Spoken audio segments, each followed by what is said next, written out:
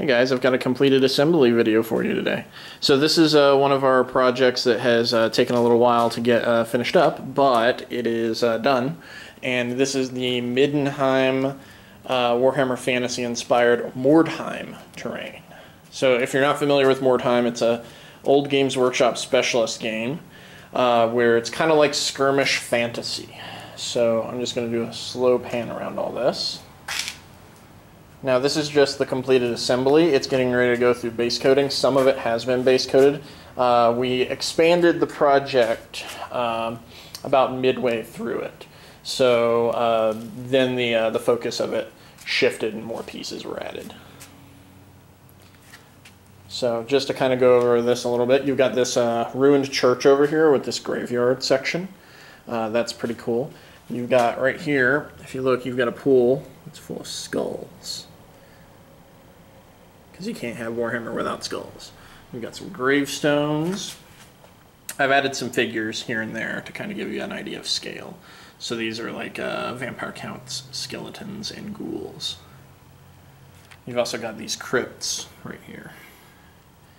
It's like it's an old style Gothic rundown kind of place. You've also got these very neat looking fences. Have all sorts of stuff cobbled into them.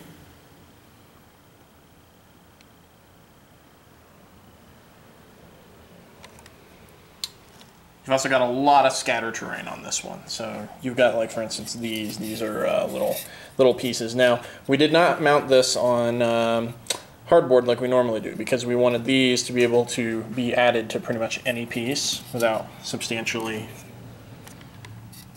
coming off of it. Because the one downside to hardboard is that it's very thick.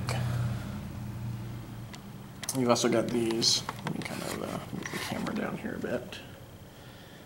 These are sort of ancient rune stones.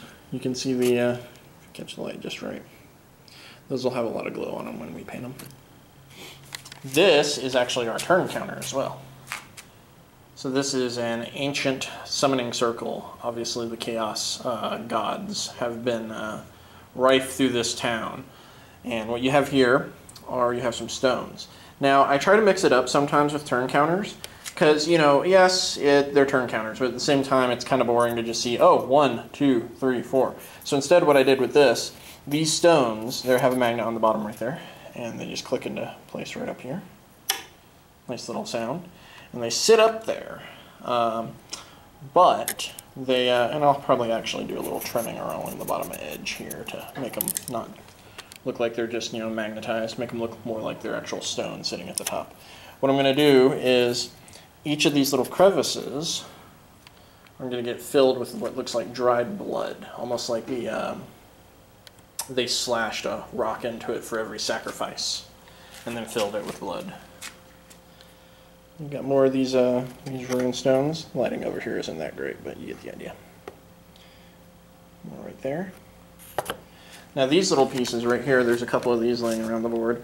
These are supposed to be cave entrances, so I did not flock this bottom surface here. Instead, what I'm going to do is I'm going to paint that black to make it look like it's just a hole going straight into the ground.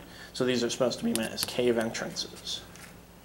You've got like little sewer grates all over the place. And you have all these really nifty looking buildings with all this derelict stuff all over them. I've done a lot of hefty detailing on these. You've got everything from rock molds to stucco texturing. You've got the embellishments with all the little bits glued on. So you got like some GW kit stuff put in there as well, and then some custom foam cutting as well.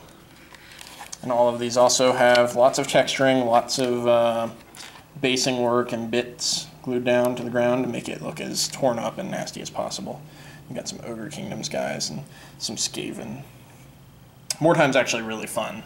I'm looking forward to getting into it and finishing my Mordheim band right now. I have a Lost and Damned cult that I'm going to be finishing up over this summer.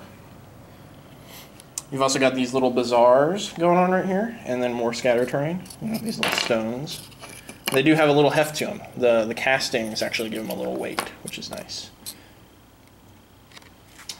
Let's just do sort of a little slow pan down here, just to show off some of the interesting bits that we've put in there.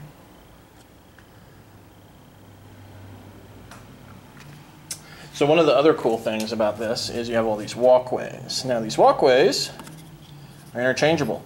You've got like little pieces of plank sticking out into various spots that you can place them on. But that does not mean that you can't just place them in other spots. Like for instance right here, there is no planking right there, but it is a perfect spot for the walkway.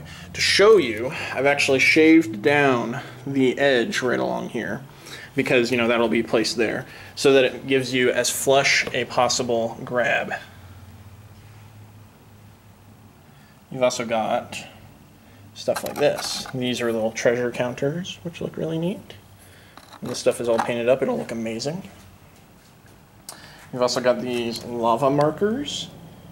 This is where the earth has just broken up, and you've got... Pretty much this is also going to be used for a role-playing game, as I understand it, as well. I've actually got some pieces I was not able to fit onto this as well. I'll show you here in a minute. Extremely dense, but from what I understand, Middeinheim is kind of like Infinity with fantasy, a little bit. I dare say you could probably even play Infinity on this board as well. And you've also got these more solid cottages. These are not meant to be gone into, but they add a nice little, piece of terrain to put down on there to block line of sight and to basically just be in the way, which is nice. So I'm just going to come down here. Can give you a model's eye view of how everything looks from down here. This is also a centerpiece. This is the ruined mansion. This ruined mansion is pretty awesome. It's got 3 stories to it. And as you can see, also the walkways come in multiple lengths. So you've got some 6-inch ones and you've got some 12-inch ones. Well, I think actually those are not quite 12. I believe it might be more like 6 and 10, something like that. But yeah, here's the ruined mansion. So you have like all sorts of little bits scattered inside of it. You even got like braces and all that cool stuff. Lots of playability on this set. One of the things I really loved working with this set was the twine. So the twine was actually pretty neat to work with, because what you would do is you would place the twine down where you wanted in whatever configuration you wanted. And then after you placed it, you would use scenic cement, and you would kind of soak it in there. And it would cause the twine to harden up really well. So let's find an example of some twine that has been hardened fairly well. So like this one. Yeah, it does bend a little bit, but it's actually pretty firm. And then once it also gets a layer of paint for its base coat, it'll be even more tough. You got the same thing going on over here, all this twine. And what we used was plaster cloth to kind of act as canvas in areas. I think the look turned out really nice.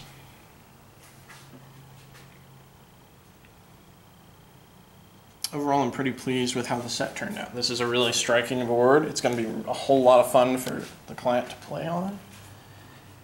And you also have this as another smaller centerpiece. It's a little fountain. What will happen is this will have water coming out of it that'll be really grimy and nasty looking once we're done painting. We're going to have some water effects and some fishing line going out of that.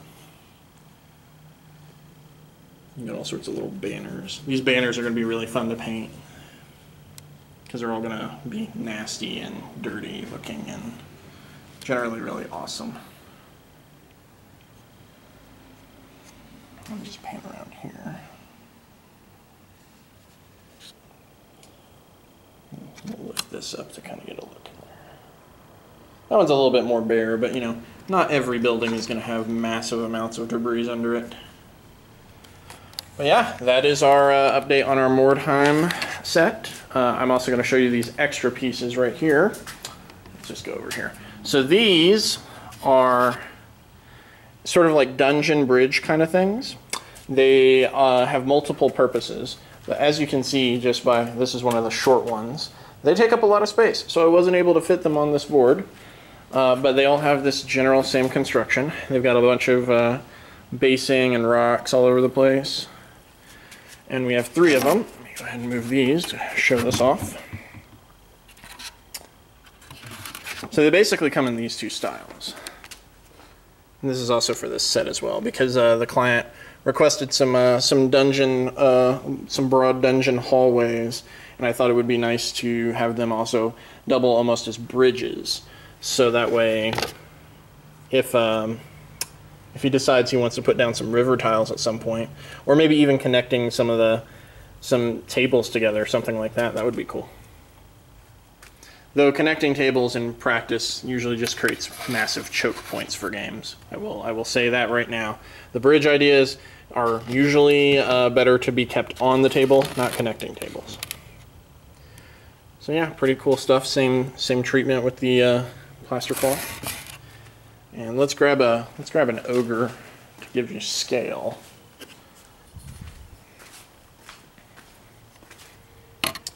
So as you can see, there's a lot of pieces to this set.